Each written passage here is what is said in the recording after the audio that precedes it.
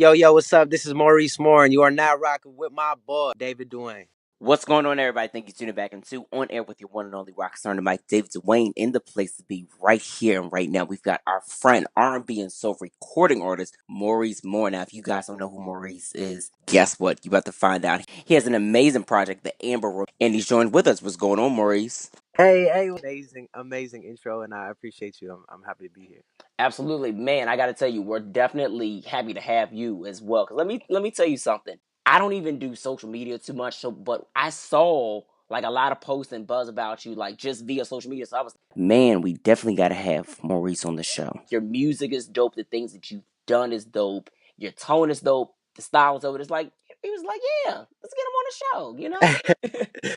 Thank you. I appreciate you. Absolutely. So now tell everybody, how you kind of got started with music for those who aren't, familiar with. Well, like my family's super musical, so I kind of grew up in a musical family in Canada. And a lot of people don't realize there's so much nice like grassroots music here in Canada. So I was really exposed to like authentic music at a young age. So all my family was kind of messing around with it, and my sisters. But I started out pretty much strictly as a rapper. I remember like 11 years old on the internet, like YouTube how to make beats, and I would like make beats on my computer and Wow. record.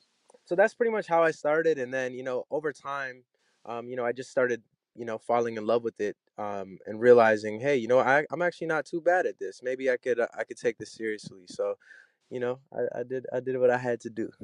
Exactly. So now I know you mentioned the fact of doing rapping and stuff like that. So what sparked the transition for you to start singing as well? I mean, you still got the rap flow in there with the singing and stuff like that, but what made you just want to switch the whole thing up? Well, I feel like for me, when I got to high school and, girls started hitting puberty, I was just like, okay, my sisters really wanted me to sing at the time. And being at school with all these women for the first time, I was like, I was singing and I noticed how women were responding to the singing versus the rapping. Not Right. against rapping, but that just as a man, I was like, I kind of, I kind of like this. And it seems like such a shallow thing, but honestly, it's just like, I really feel like I make my music for women, and so that was really inspiring for me in the beginning to keep going and pushing. And my sisters, being women themselves, really pushed me to start singing and really taught me and showed me the ropes on how to do it. That's what's up. And I feel like that's definitely important and a good thing that you decided to take that route and stuff like that. Because I always say, and the saying is true, if it's not broke, why try to fix something? And if people are responding in such an area where you're like, okay, well,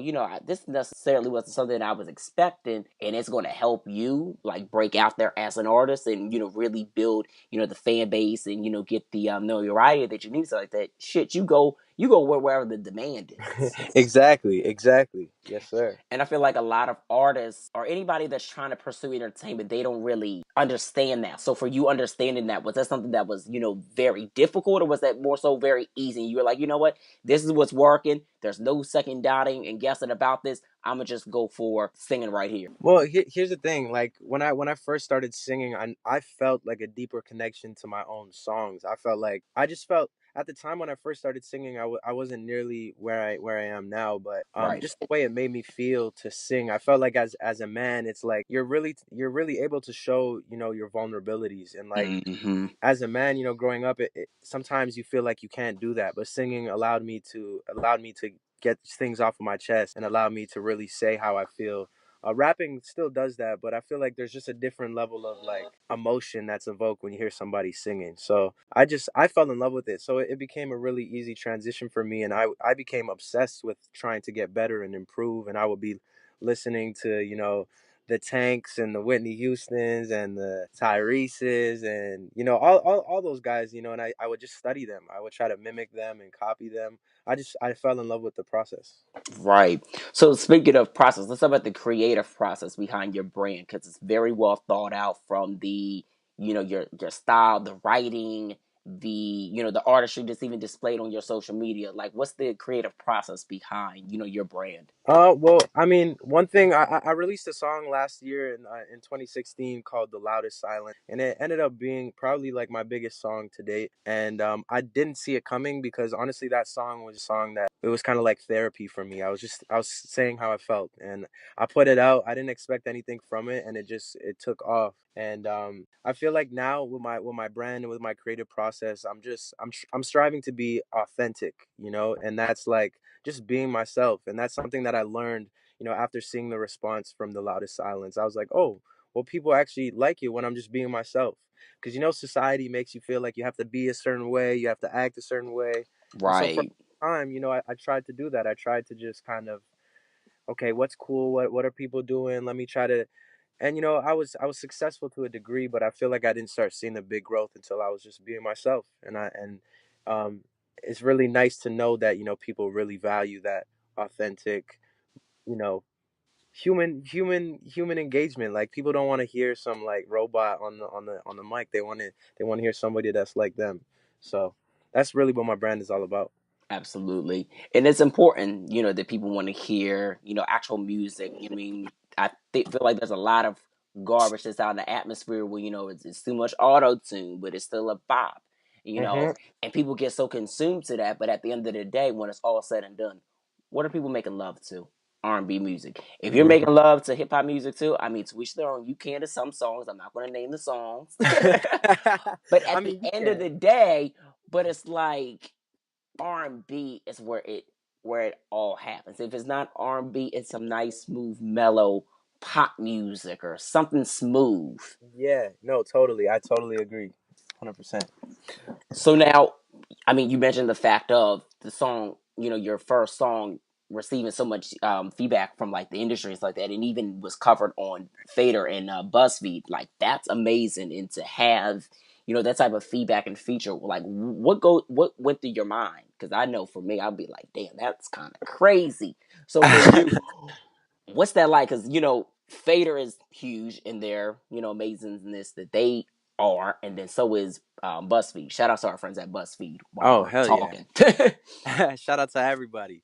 Um Honestly, it was crazy. Like for the first time, you know, cuz for a long time I was just making music in my basement and you know, putting it out and just hoping for the best. You know, I was still pushing really hard, but I didn't really I didn't really know who my audience was, but like to get featured on publications like that and then realize, you know, I walk out in the street and people are like, "Oh my god, you're Maurice." And like that's crazy to me. Like I think it's just incredible what a little bit of hard work and you know great music and just you know being authentic what it can do for you. So it was definitely surreal. I was very excited, and I think like everything that's been going on lately, I'm just very grateful and excited for the time. Just what a time to be alive. Most definitely. And I mean the Amber Room, for the people who don't know what project we're about to, get into and talk about, is absolutely amazing. Your brand new EP mixtape, like it's doing exceptionally well. You're getting the great response from Billboard. Fans are just, really loving the project. I mean, I've been reading on social media and just seeing people's feedback, and it's crazy. How do you feel about, just like the love and support that you're getting with this project? It's crazy. It's crazy. This past year has been like an emotional roller coaster for me. I went through a pretty bad breakup with my girlfriend of 5 years. Wow. And you know that really was the Amber Room is what got me through that, you know. So in the creation of that, I feel like I almost like found myself. And so to feel the response from the fans in that way and to see them connect with it in that way is just like it hits me harder than any music I've ever released because this music is the first time I've really been so vulnerable and just really talking about my feelings and what I've been going through. So just having people out there that are just you know they're it's able to help them and it's able to make them happy. That's crazy. That's like this is what I do it for. Absolutely. And Yeah. definitely started to hear about that. But you know what? From, that breakup, you created this amazing project. And I think, taking, real life situations and, being able to put it into the craft, really shows true artistry. A lot of artists don't do that. They get records written, produced, and it's just like there was no inspiration drawn into that project. But the fact that you took that breakup and you're like, you know what?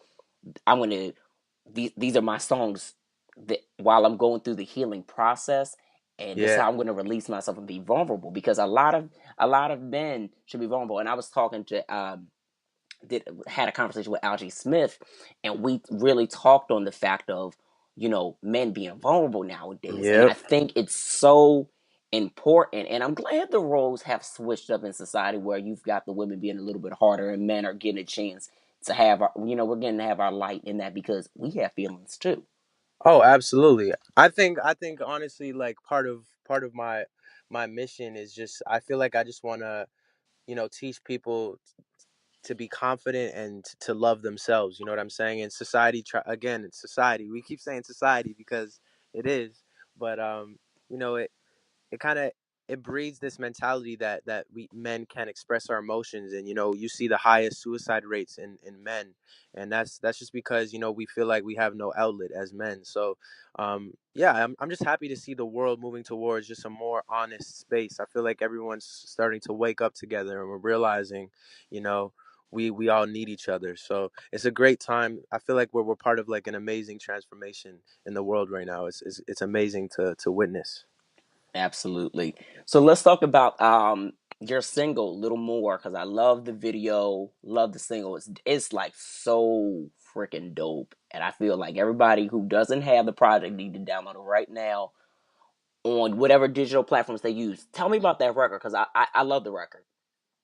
Oh, well, that song is probably the first song I made for the Amber Room. And I was just having fun. I was just in the studio one day, and one of my homeboys from the Bay Area, Mars today, he sent me this beat, and he's like, "Yo, man, I think you would sound crazy on this." And literally, like the first thing that came out of my mouth was the chorus. So it was honestly just an instant sort of creation. It happened so fast, and it was really just what I was going through at the time. I just felt like everyone's been in a relationship where they feel like the things that they do for somebody are go under the radar or maybe go unappreciated. So that song is just it's about that whole feeling and that whole state of mind going through that. Right. And a lot of people do go through that. And I feel like this is definitely a record where people can be like, you know what, I can relate to this because I've been through this. It's not just one of those records where it's just like, oh well, I like it. It grooves. I mean, it definitely is a groove, but it's something that's very well written and it's very relatable. Thank you, I appreciate you. Yeah, no doubt. So I also love the record having fun, since we also talk about having fun too. Yes, yes, yes, yes. Let's talk about the inspiration behind that record. Well, I think having fun is just another pretty relatable concept, just in a sense of there comes a point in some relationships where people are not treating each other properly, or people are not feeling the love. You know what I'm saying? There comes a point in every relationship, and it could either be this is the end or it's something that can be worked on. But having fun is just asking that question, like, okay, I know we're together, but are we still enjoying this? Are we still having fun? And I think it's important for everybody that's in a relationship to try and make sure they're keeping that communication open at all times. So that's really what having fun is about. Right. And where did you feel like you can connect most, like with this record, through the writing process? Honestly, this song I pretty much freestyled the whole song. Like a lot of times, what I'll do is I'll be in there with my engineer Legil, Hmm. um, incredible engineer and producer, and him and I kind of just live in the studio together. So he be on the boards and I'll be in the booth, and we just record and go line by line, and eventually we have a song. So just like that whole process of singing the song and really conveying the emotion, that's my favorite part always. Absolutely. Yeah. That's what's up. So now let's also talk about, being a songwriter. For those who don't know, you've written songs for Justine Sky and Marcus Houston. Like, wow, it's pretty dope. How was that, experience, and how did that all come about? Well, honestly, it's crazy because I never thought, like when I first started making music, I never even realized that that was a possibility for me to write songs for like artists that I really admire. So the first time that opportunity fell on my doorstep, I was like, well, shit, I would love to. So it's a different way for me to express myself, and it's cool to kind of listen to people's stories and be able to help them translate it musically. It's really dope. So I have a new appreciation for the art form, the whole process. So Yeah, writing for others is mad fun. I've been enjoying it. Right. So you feel like that's something that you definitely want to continue, or you want to just kind of focus as a as an artist. I'm gonna focus on. I mean, the artistry always comes first for me, but um, I'm gonna always do both. I love both, and I enjoy doing both, and they both, they both put food on the table. So Yup. you already know. Publishing. That's what's up. So now working with them and having, records placed with them so like that, what was that initial feeling? Because, Justine is about to drop her debut album finally in January. I'm so happy for her. And then, Marcus, he's just been dope with the acting, the singing, just as like overall performer. So what was it like being able to, actually, know that, my records are getting placed with them? It's cool. It really just shows like, I mean, when you're making songs for yourself, it's great, and you get to express yourself and whatever. But when other people who are already established and who are already so great and you admire them are hearing your songs and are like, "Yo, this is crazy," and they're appreciating it, that's a whole different feeling to be admired by your fellow artists. So the first time I heard like Marcus Houston singing my lyrics, I was just like, "Whoa, that's crazy! Like that's wild." Every time for me, it still hits me right in the chest. Like, damn, that's crazy. So that's part of why I enjoy writing for others so much, because you know sometimes a song you're not the best person to deliver it. Some songs Right. you can hear somebody on it and it's like, no, only this person can do this. So yeah. Or not for nothing, even too, maybe the way that you might want to really express how you're feeling, it's like that, it may not be best for you to sing that. Exactly.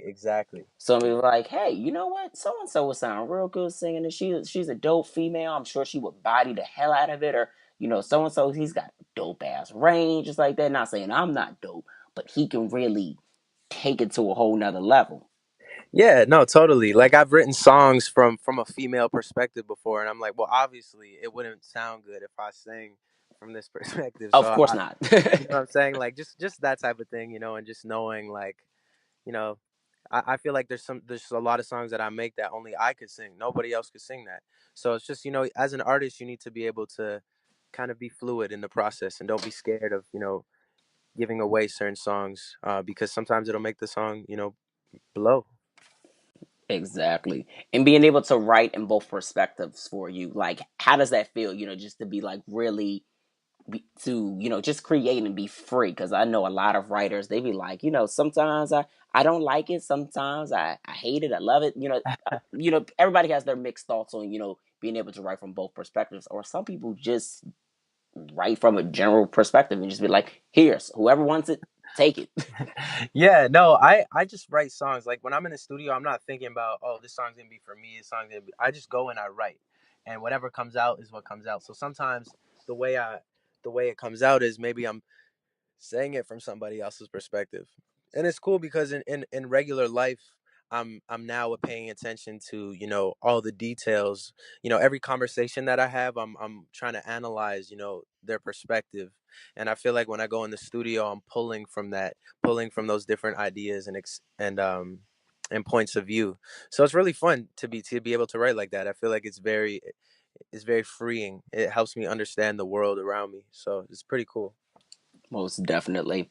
And let's also talk about your relationship and collaborating with Kalani, because a lot of people love her. She's dope. I feel like she's still so underrated.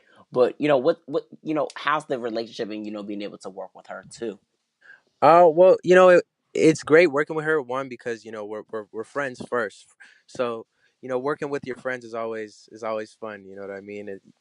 It's just a different level of comfort when you're in the studio with them, and a different level of honesty that you can share with them. So, Kaylani is my friend first, and then the music is just naturally a byproduct of that. So I've loved working with her. She brought me out on her tour to a couple of dates. So she's been a great friend to me, and she's really helped me out in getting my feet wet in the industry. Absolutely. So now let's switch gears so like that. Since you mentioned shows like that, how has it been being able to perform this music? Because I know you've been performing some of this music recently. Yeah, I mean, that's probably one of my favorite parts about being an artist for sure. Just being able to go on stage and like see people in person, feeling the music that you created. Like that's like a whole nother level of like connection. Especially when you realize like this is the first time that I realized, oh shit, I actually have fans. Like people actually want to come watch me. That still blows my mind. So every time I'm on stage and I hear people like singing the words, I'm like, what? You know that shit? Like it's just crazy. So I've been having fun with it, and yeah. Wow, that's amazing. And what's the preparation for a live show for you? Like, how's that preparation? Man, it's a lot of preparation. I'm very meticulous about the process just because I always want it to be like the best experience for the Right. fans. So we rehearse religiously. I play with a band as well, so they're in there with me, and we're all really good friends. So all of us just jam out, and we're really trying to find pockets for every song to live in the live environment. So it's a lot of preparation, a lot of hours, but it's all worth it when you get on that stage. Absolutely. And I Yeah. think that's the amazing thing that you realize that the hard work is all worth it, especially when it pays off. You're getting the response from fans, the media, even yourself. Like you're feeling happy about it because it has become so much more than what you expected it would actually be. Yep. Exactly. Always. Always. So now let's also talk about the record Thought Line. First of all, crazy ass title. That word thought will never go away. But let's talk about that record. That's shit like this does happen, and it's a reality record. So tell them about the track. Well, honestly, yo, that line, I remember waking up one morning and I can't remember what I was watching on Netflix the night before, but it was something hella ratchet. And so I just woke up with that already on my mind. And I just remember just, first thing in the morning, like 8 o'clock in the morning, and I'm just saying, Shawty, you can hit my thought line. And it just ended up being the song. But, I don't know. I feel like this whole project, I was just trying to have fun. And that's really what Thought Line was, just me having fun. Right. And I think, like I said, you definitely did that with this project. You talked about different situations within the project, and ultimately at the end of the day you had fun with it and you have fun doing it. So I mean you definitely are killing it with this project. Thank you. Thank you. I appreciate that. No doubt, no doubt. So from this project, what else can we expect? Well, I do plan on touring in the new year with this project. I have a couple more visuals coming out as well from the project, and man, I'm just gonna continue to release a lot of music this year in 2018, and a new project. So yeah. Nice. So can we expect would you say like be another EP, or you think you're going to go like straight into the album? I'm probably gonna do another mixtape, and then probably my debut album after that one. Nice, nice, nice, nice. So Yeah. that's gonna be real dope. Have you already started working on that or not quite yet? Yeah, I mean, I've already started working on it since before the Amber Room even actually came out. I was just really trying to make sure that I could have more quality music for my fans. And this is what we do for fun. Like we literally just sit in the studio all day and just have a good time. So I figured why not just follow up with the next one really soon. Exactly. Yeah, especially when you have that demand from the fans and you're promoting it well, and it's not like you just move off of it. You're just like, okay, well, it's out. Let's go to the next thing. No, you're like actively doing it. So it makes sense to be like, you know what? Let's get some more videos. Let's tour. Let's continue to promote. And then, later in the year, going into the new year's like that, let's give them this new body of work. It makes sense. That's crazy. Yeah. Definitely respect the vision. So man, thank you so much for this interview. Definitely appreciate it. Chatting with you, getting to know more about you. Your creative process because it's really dope. And I feel like a lot of people who aren't a fan of you after hearing this, they need to be a fan. And if they're not a fan, I'm gonna make them a fan. Period. Yo, I appreciate that so much, man. Thank you so thank you so much. No doubt. So tell everybody where they can follow you as far as like social media is concerned and where they can get the new project. So you guys can check me out on Instagram, and that's Maurice. underscore XIII. And it's the same thing on Twitter with no underscore. So Maurice XIII. And then if you guys want to check out my brand new project, it's called The Amber Room, and you can find it on Spotify, iTunes, everywhere where you can get music. So yeah.